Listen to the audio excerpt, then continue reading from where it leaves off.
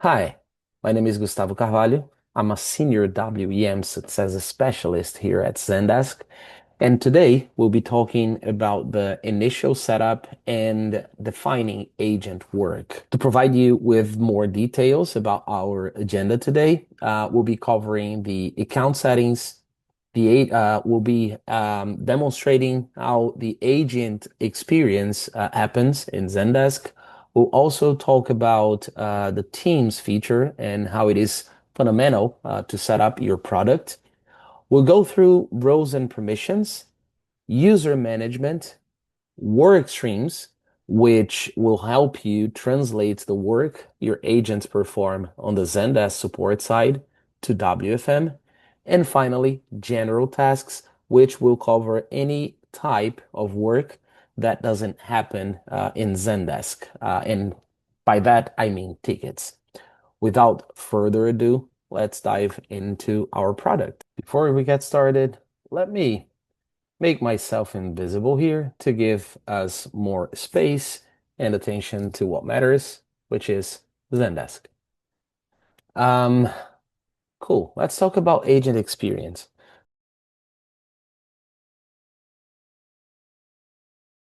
So let's say I'm an agent. I'm part of one of your teams, and I will demonstrate how my day goes through here with WFM. I'll keep the WFM app open here just for the sake of this demo. Agents do not need to have it open except when they need to tell the system what they are doing outside of Zendesk, and I'll make sure to let you know when that happens. So there are some ways to start the day on WFM. The very first one that I'll demonstrate here is manual. You can manually start your day by hitting the start day. And there you go. You can see that when I start my day, I fall into this untracked status, which means that I am not taking ticket work and I'm not telling the tool what I'm doing. Because if I were taking ticket work, this would be tracked automatically or automagically, like as we like to say. And then if I leave the ticket, you see that I fall under the untracked status again. Now, how do I remove myself from the untracked status if I am not taking ticket work? I can do that by telling the tool what I'm doing. And this is one of the times that I would reach out to the app here. So I click here on the drop-down menu where my tasks are available. I can scroll and I can find a task here, or I can simply type the task I'm looking for, hit enter, et voila. I am clocked into the meeting task. And I will continue clocked into the meeting task until I hop on a ticket, as I will demonstrate here. So ticket work always prevails over general tasks. So whenever you are clocked into a general task and you access a ticket, as you saw, it will be removed from that general task and the ticket work will be tracked. Let me put myself again. Now, as you can see, I left the ticket. I'm untracked again. I will end my day here very quickly to present you with another way of starting the day. And this is another manual way to start the day, which is simply selecting a general task from here. So I'll clock into training. And there you go. You see that my day started, the time started running, and the time is being tracked against the training activity. This way, you will get rid of that small amount of untracked time, if that's the case. I will end my day again, and this time I will show you the automagic way of starting the day, which is by simply hopping on a ticket. There you go. So, because WFM tracks time automatically, Whenever you hop on a ticket, and if this is the very first activity of your day, you just clocked into your day. Let me leave the ticket here. Actually, let me present you with another very interesting part of the agent experience. Let's say that an agent, let's say that I'm working here and then my manager pings me and says, "Hey, Gustavo, I would love to discuss some tickets with you." So coaching opportunity, I love that. I know that if I leave the ticket, I'll be untracked. And I know that if I remain in the ticket or if I switch from one ticket to the other, WFM will automatically track that ticket or any ticket that is active here on my Zendesk workspace. And I also know that my manager will ask me to access some tickets, and I don't want time tracked against those tickets because I'm not working on a ticket, right? I am working, I'm actually having a meeting with my manager. So I want my time to be tracked against the meeting activity. But we also know that ticket work prevails over general tasks. So if I access any ticket that she asks me to, I will be removed from that general task. And I don't want that. So to avoid that, we're going to lock ourselves into this activity by making use of the task lock. So when I'm locked into any type of activity, and by the way, you can lock yourself into a ticket if that's the case, I can go ahead and I can hop on any ticket that I want without being removed out of that specific ticket. As you can see, I'm going to toggle between some tickets. There you go. And then the only way to break this lock, if I don't have an automation to do so, is by unlocking myself from that activity. And then, as you can see, the tool reverts to its default behavior, which is tracking ticket work automatically. Next, let's talk about another component here from the agent experience, which is the schedule, which you can find here on your left side of the agent workspace. So when I access my schedule page, I can have access to my schedule, as you can see. I can toggle between weeks by using either the arrow or the calendar. I can have access to the shift, the unassigned shifts tool. Also, I can have access to the shift trade functionality where I can view the shift pool. I can check if there are shifts available that I can trade, or I can send a trade request from this page. I can also request time off. Time off. To request time off, you simply have to select a time off reason. These are all customizable, by the way. You will let the tool know if you want a partial or a full day time off. And then, depending on what you choose, you're going to select the day, the start time, and the end time in case you're asking for a partial time off. Or if it is a full day, you're going to select the very first day and the last day of the time off. So you can ask for a consecutive time off. You can send a message to your manager, but you don't need to. It's not mandatory. Once you're done here, just request the time off. Let me request time off here so you see how it looks. And there you go. So you see that this is pending approval. You can always see here on the right, the left side of the page, that my pending request is here. And once my manager approves it, the status will change from pending to an approved time off.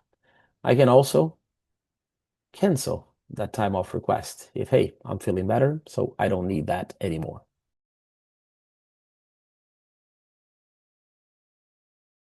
Next, let's talk about the account settings. To do that, let's access the Workforce Management product by clicking here, Workforce Management. And then we're going to click here on the gear icon, account settings. And from the account settings page, there are some things that you can do. You can edit the company name, the name of the main admin here in the account, as well as the email. You can set up the default time zone for your account. This is important whenever you, for example, want to change the time zone that you're viewing data, either from here, the WFM product, or here, for example, on the schedule page you have this time zone picker icon here. So you can select the time zone that you want to perceive data. And then you can hit the use default account time zone. So it is going to use the time zone that you set here. You can also define the week start date. It can be either Monday or Sunday. And then moving forward, you can either turn on or off the auto tracking tool, which means that if you turn it off and then you hop on a ticket, WFM will not track that ticket time automatically. You can also turn off the task lock, meaning that if you turn off the task lock, this button here is going to disappear from the time tracker. Have in mind that whenever you toggle this on or off, this is going to impact the whole account. You can also hide the timer, which is this clock here that will show the amount of time performed by the agents in each of the activities, regardless if it is ticket work or general tasks. And you can also hide the general tasks menu from here. Have in mind that if you turn off the timer, it doesn't mean that you're turning off the auto tracking. You're simply hiding it. Next, let's talk about access control. So let's say that you have 100 agents in your account, but you don't want to have all those agents having their time tracked or even accessing WFM here on the managerial side of things. You can use either the allow list or the block list to do so. It's two different approaches for the same outcome, preventing that people you don't want to have access to the tool to do that. So if you use the block list, you're going to simply add the emails you want to block from accessing WFM. Whereas if you want to allow a specific subset of your agents to have access to it, simply copy and paste your email list here. It's either or. You cannot use both approaches at the same time.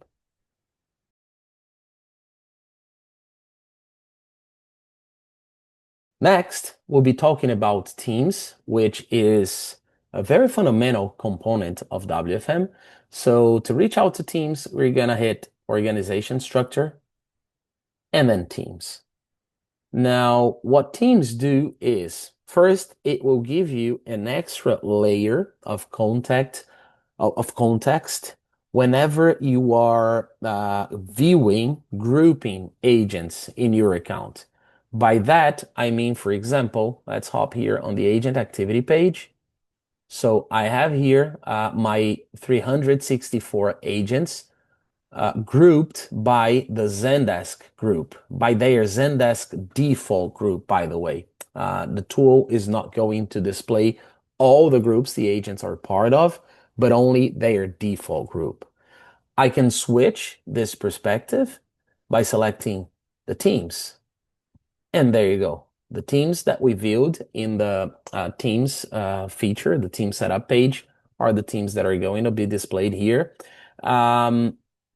Teams, whenever agents are part of multiple WFM teams, they are going to be displayed as such.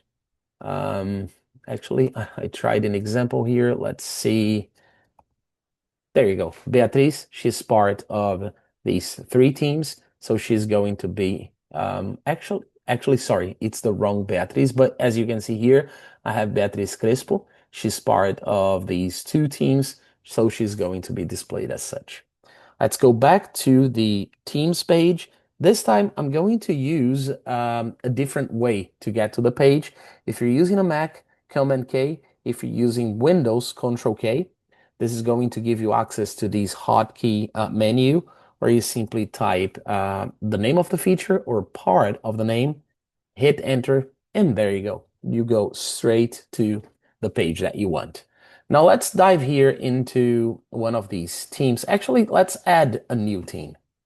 So whenever you add a new team, you have to actually give it a name, a description, and you're going to set a user from the account to be the team manager. This means that whoever you set as the manager is going to be the person who is going to receive email notifications anytime a person, an agent who is part of their team, asks for time off, or they also receive notifications from automations that are set to send the manager a message. Next, let's add some agents. So there you go. You can leverage the grouping system here. Right now I have a long list of agents displayed. I can organize them by group. So you can go ahead and add a full group at the same time, or you can simply add agents as you wish.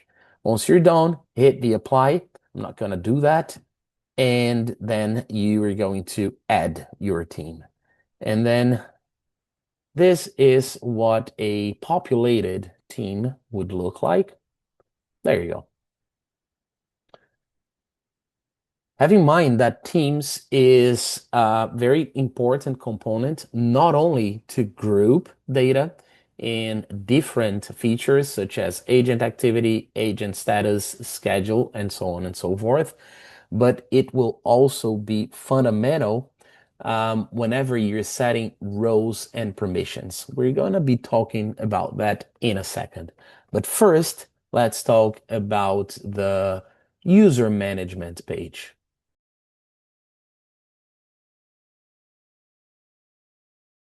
From the user management page, you will have access to all the agents in your account.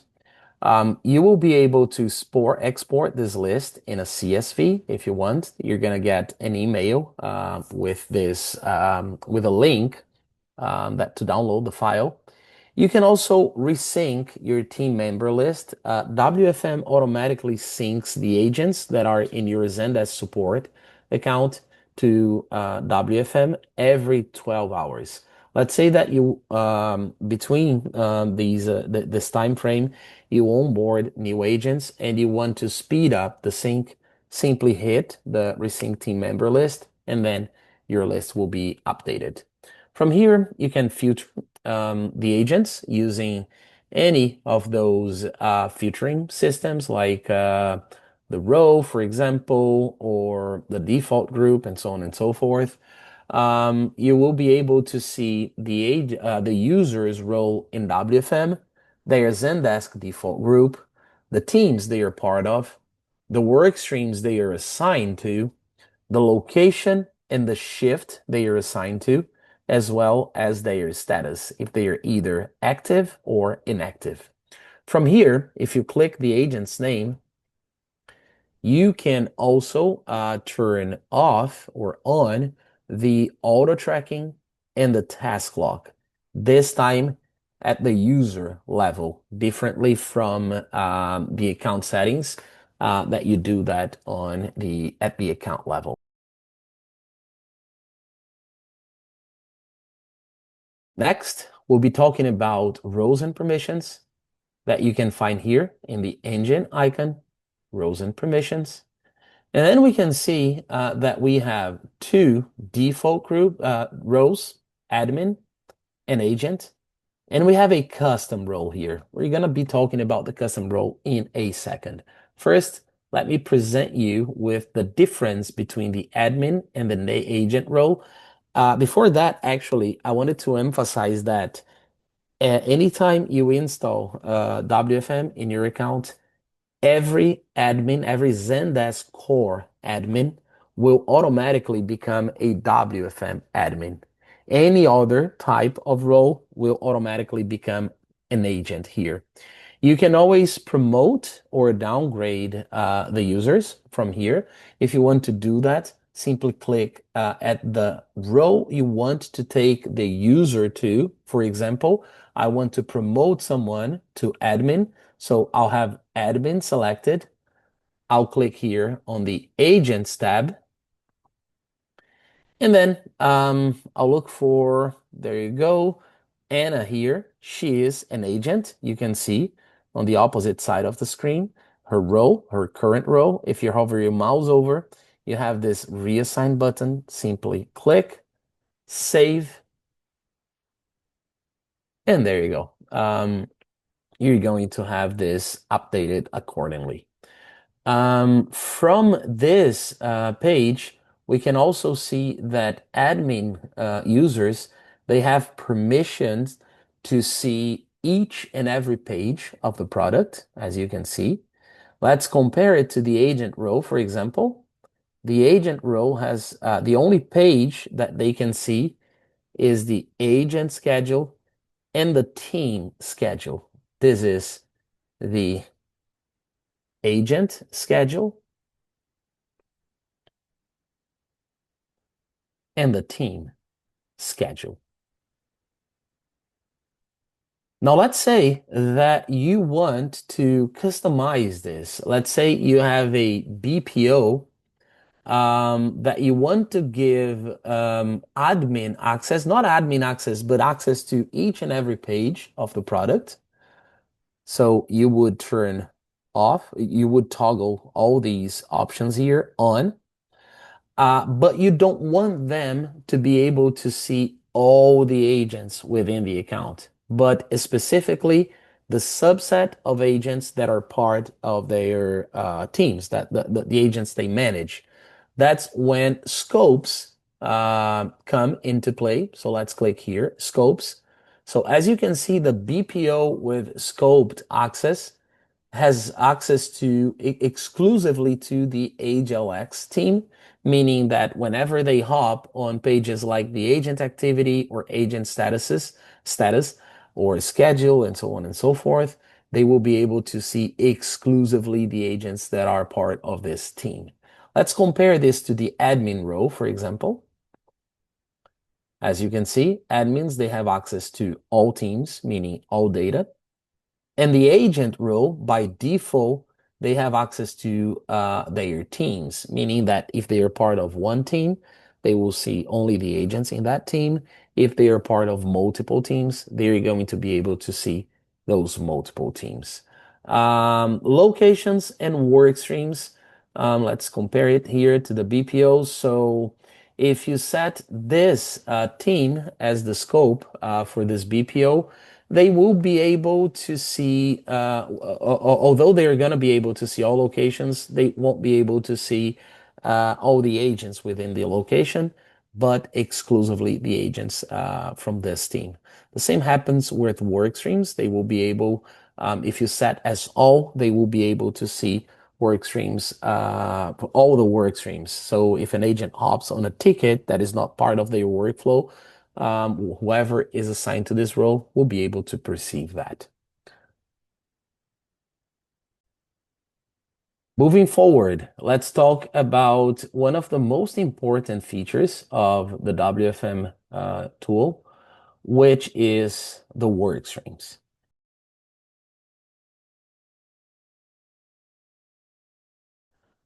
The work streams is the way, as I mentioned before, you're going to translate what your agents perform on the Zendesk support side to WFM language. By default, out of the box, you're going to get three work streams: chat, ticket, and voice. If you're satisfied with this approach, there isn't much you need to do here in terms of configuration. But you can always dive deeper into it. You can always granulate that work. There are some examples here. And by the way, for this demo, let's ignore any work streams that have that has these overlapping circles. Let's focus exclusively on the single dotted work streams. So some examples here, you have the billing work stream. So this is like an area or a skill-based work stream. We have tier one, tier two, and tier three, which is a complexity-based work stream.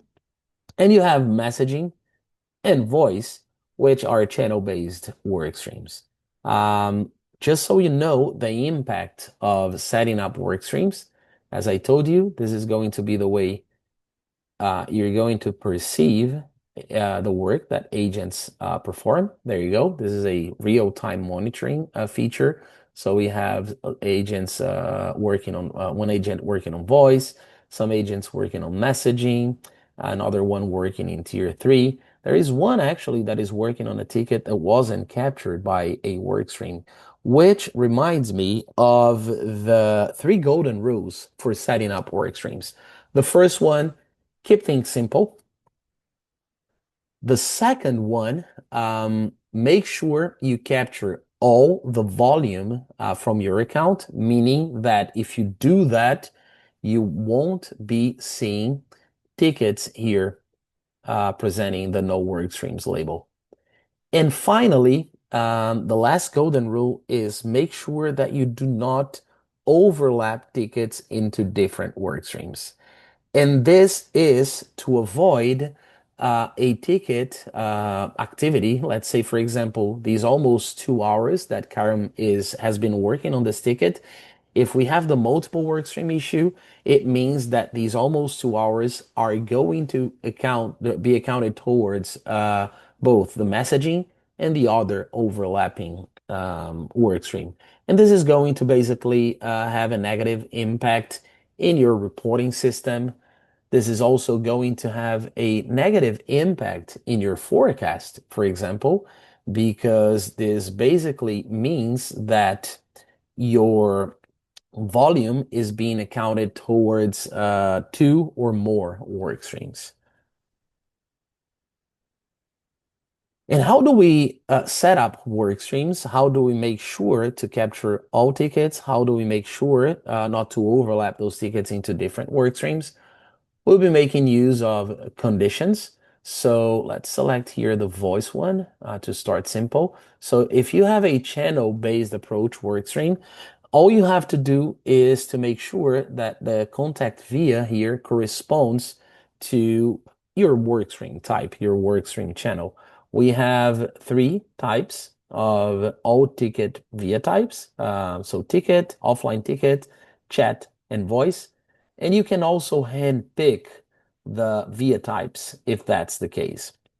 Let me show you another example here, the messaging one, because this is important because the native messaging via type, it is not under the chat via type, but actually under the native messaging via type. So if you're using native messaging, have that in mind to select the native messaging via type and make sure to remove the native messaging via type from any other offline ticket workstream. For example, the billing one, you can see that I have almost all via types except the native messaging one. This is important because if you have a channel-based work stream only, this is going to avoid the overlapping, the multiple work stream issues. We have also conditions that you can add. You can add multiple conditions, by the way, and you can rely on these four data points: groups, tags, brands, or forms. In the end, make sure that regardless of your approach, make sure that each workstream has a unique set of conditions. And then last but not least, let's talk about the work that happens outside of Zendesk. And I'm talking about general tasks.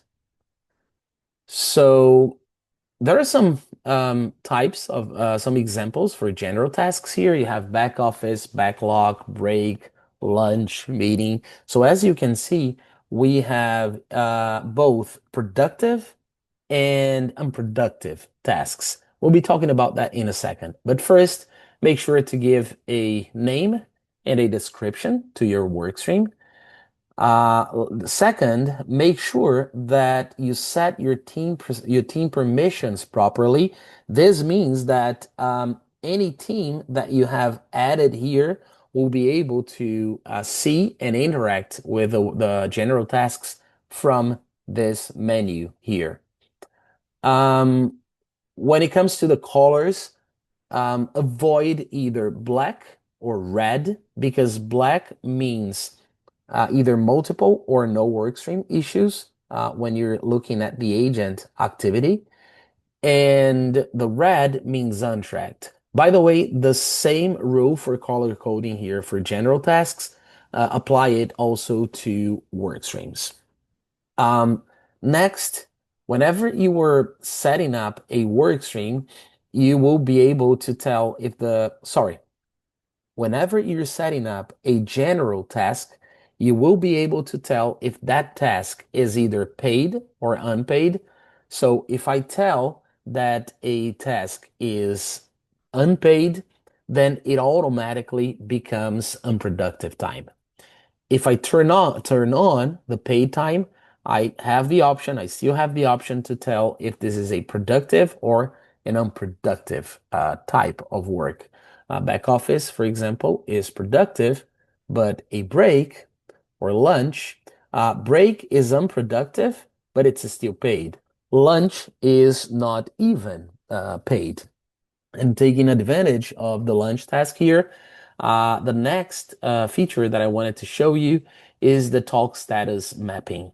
So you can map talk statuses to your general tasks in a way that once the agent clocks into that specific general tasks, like lunch, for example, they will automatically be set as offline on the Zendesk talk.